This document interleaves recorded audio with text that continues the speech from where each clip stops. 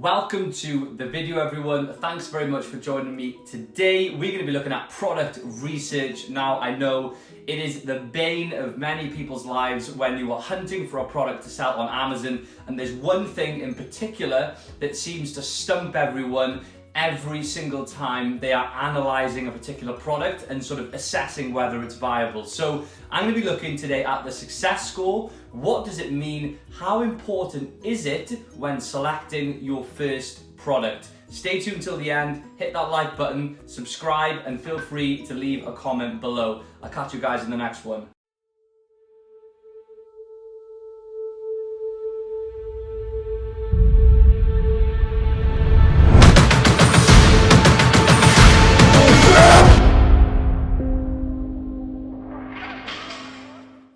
Thanks so much for joining me today in this edition where we'll be looking at the use of the success score when analyzing your product research, right, and your data, because it seems to be an issue which people are facing, understanding the relevance of the success score. Do you really need to take the success score into account when you are making a product decision and when you are analyzing your product research, right? What's it used for? What's its purpose?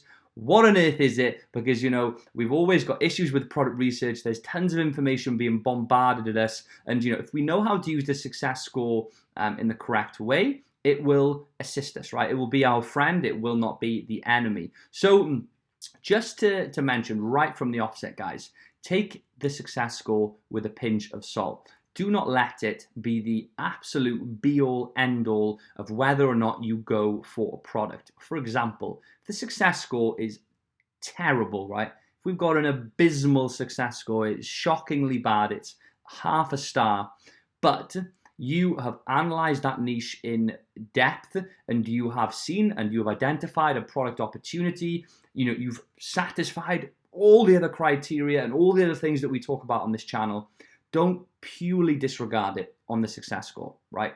Just off the bat, I want to make that statement clear because I have tons of students, from the Elites Academy who get in contact with me and they're panicking. Their product, was showing a high success score. Now it's low a week later, and what do they do?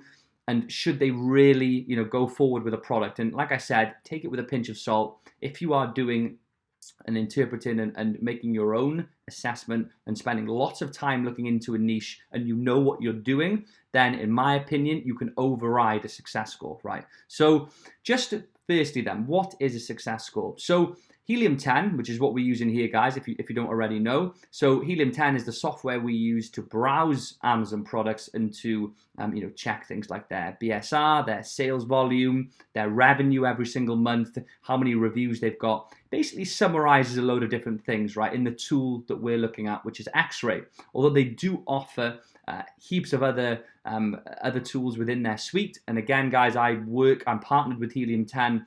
I've got a discount code below for people who are looking to use it, but there is a free trial, so go and try the free trial first.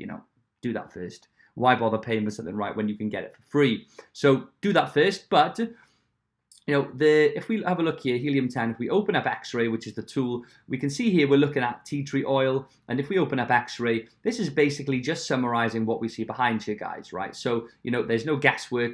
It is basically summarizing heaps of different variables here that we can look at and use when we are making our, product choice or our assessment of that particular plane. The police are here. What is that noise?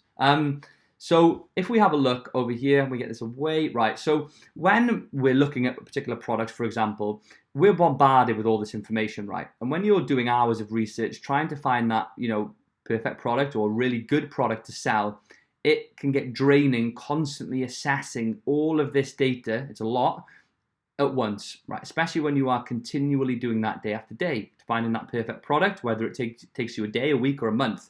So the success score, one of its main purposes for me and what I emphasize to students, it's a very quick way of determining whether or not a niche is worth looking into more or not, right? A quick way of doing that. So making a quick assessment and analysis of a niche and whether or not you should delve deeper into that product and that opportunity.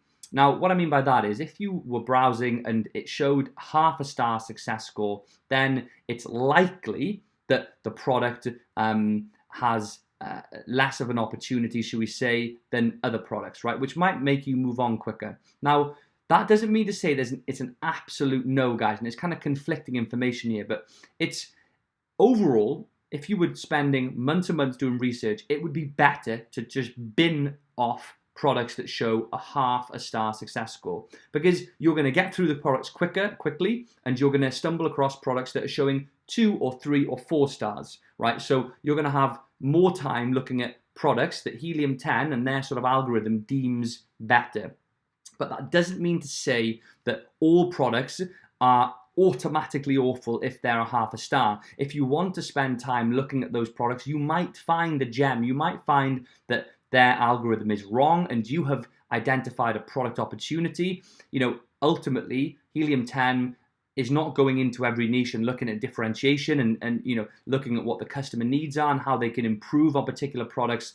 They're making a quick data-driven assessment that can't override your own intuition and your own hard work, but it's a quick way of scanning through thousands of different products all at once, which we haven't got time to spend days and months and years, decades.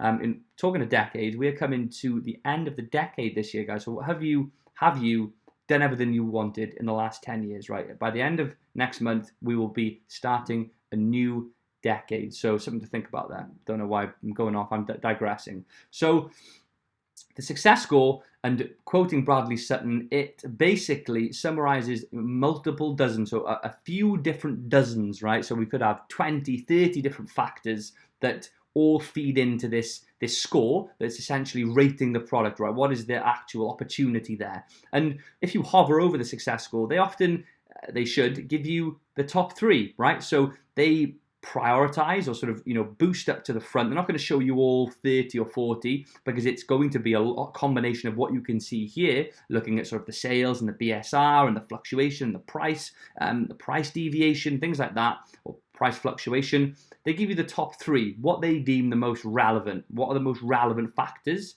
into their estimation of what the success score is. So here they're saying the sales are average, right? There's a moderate demand. It's not high demand. It's not super high demand. So that's that has contributed towards a low-ish success score. The review count. It's got average reviews, right? So it's an established market. They're not all mega low review listings. If they were, the success score would be higher, right? Because if we had tons of products that had 1, 2, 3, 10, 30 reviews, that I wasn't counting there, 1, 2, 3, 10, 30 reviews, they would it would be a less established market. There'd be newer sellers and more opportunity, right? So they're saying that this isn't one of those niches, right? Not quite. It's more established, right? So all of these things factor into the success score. We can see here that these products are doing well, guys. We've got a 6K, 2.5, 6, 4, 3, 2.5. This is all revenue figures, so their margins are going to differ.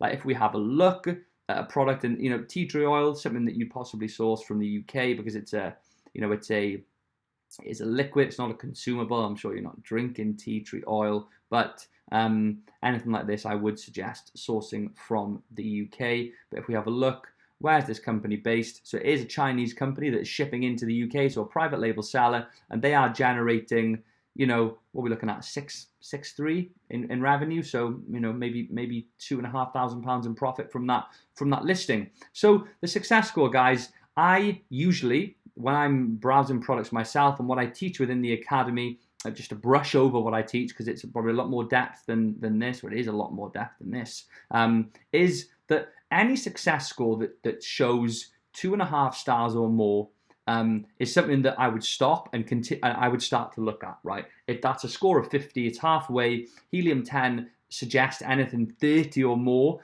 is something that you should, 3 stars or more, not 30 or more. 3 stars or more would be something that's very good. Me personally, I'm pretty much on the same level as them. I think anything 2.5 stars, 50 out of 100 definitely look into it more. That's one way that you can sort of stop when you're doing your product research and think, right, let's have a look. This is showing, they're deeming this quite a good product. Let's go and do my own research into it. And you're going to have to do a lot more research on top of just, a success score. You can't just see a success score of, 60 and think, launching the product. But you've still got to do all that further work that, that comes along with this process to really validate the idea. But I would disregard anything really that's 1 star or lower is something that you can just throw in the bin, right? But as I said, you may, if you do throw it in the bin, you're going to have more time to look at more products that have a better success score, but you may, double-edged sword here, catch-22, you may be throwing away products because this might be wrong, right?